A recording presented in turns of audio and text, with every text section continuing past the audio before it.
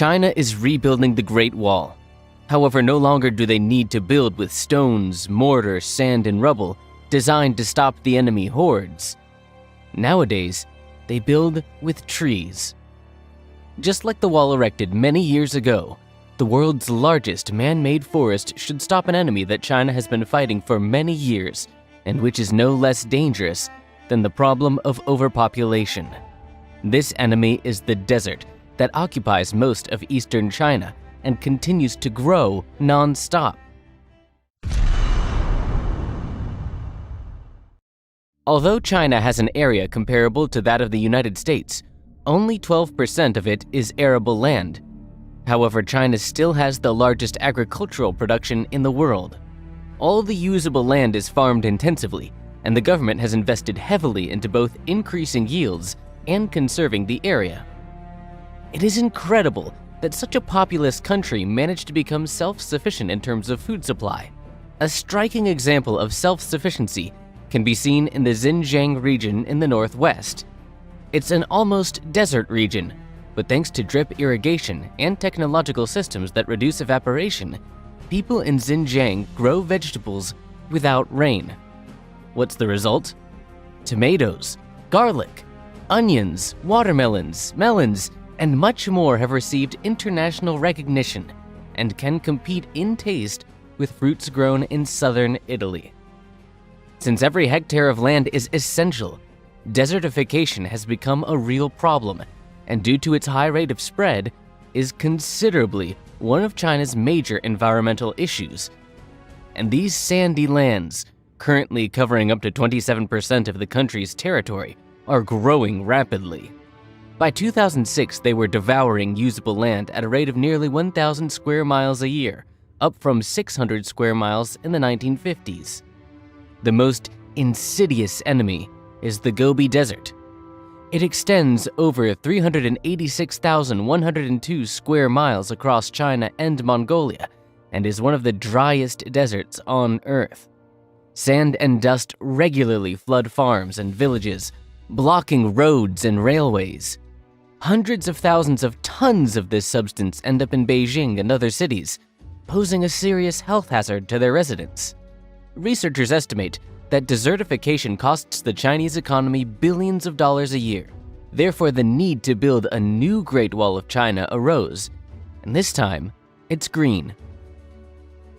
Unlike the 5,500-mile-long fortification wall erected in the 8th century BC to separate the Celestial Empire from the Mongolian steppes, the Great Green Wall of China is the largest forest planting project on the planet. Its goal is to create a 2,796-mile-long green belt to halt the expansion of the Gobi Desert while reducing millions of tons of carbon dioxide emissions.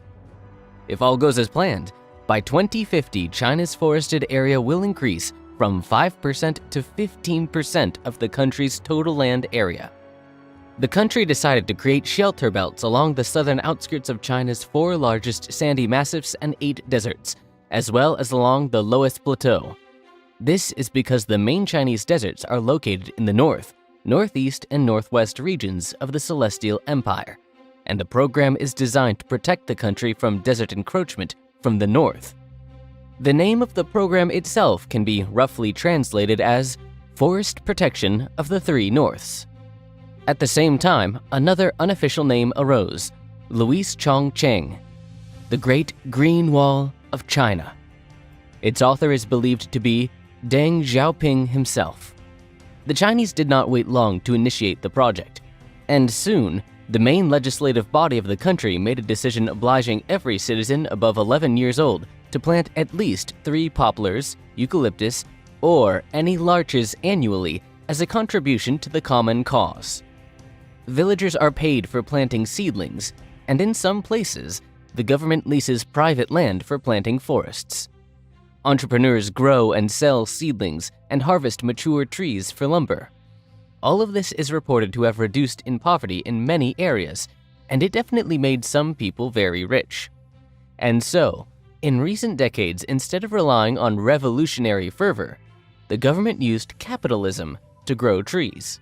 The largest environmental project in history involves several methods of reforestation. rows of grass and common local trees are planted first. Along the second line, rows of drought-resistant shrubs are planted. Then in go the most resistant trees, such as poplar. Different teams are hired to plant them, and seeds are scattered from planes. Not only are professionals and volunteers involved in planting trees, but also Chinese officials, including ministers.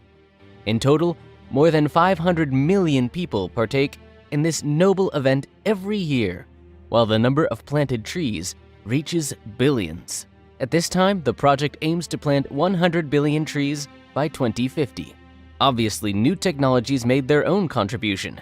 The Chinese now have an opportunity to plant trees not only in person, but using online platforms.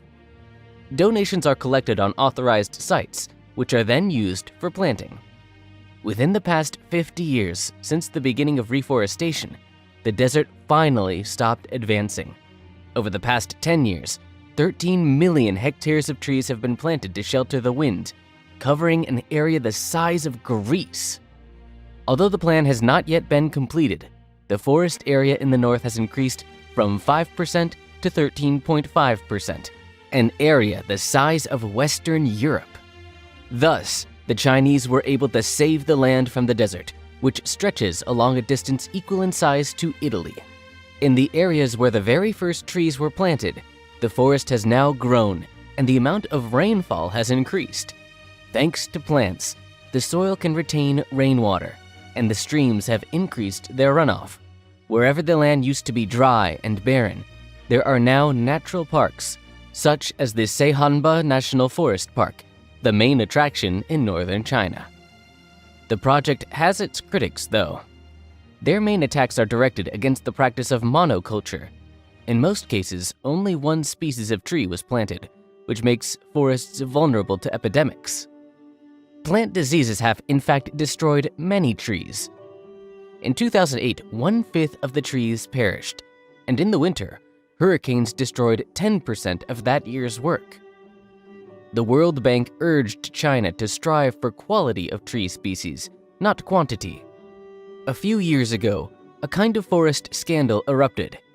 It is known that large Chinese cities, including Beijing, face the problem of smog, which is getting worse every year despite the government's best efforts.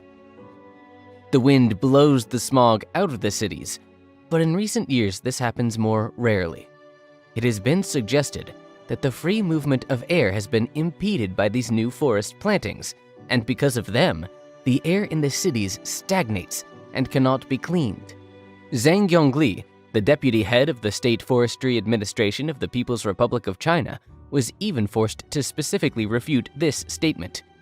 According to him, trees can restrain air movement only at the very surface of the land. In any case, they have more benefits than drawbacks, including their role in the fight against smog. This may not be a perfect plan, but we cannot forget that China has recently planted more trees than the rest of the world combined. China's Great Green Wall is today the largest man-made forest on Earth.